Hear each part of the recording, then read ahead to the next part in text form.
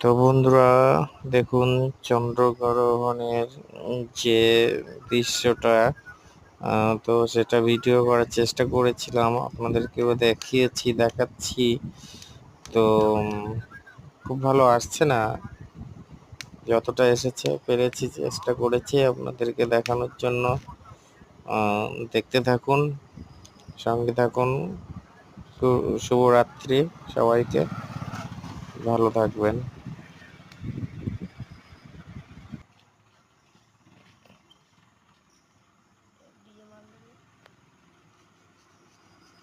মালগাড়া শুধু হারাই যাচ্ছে।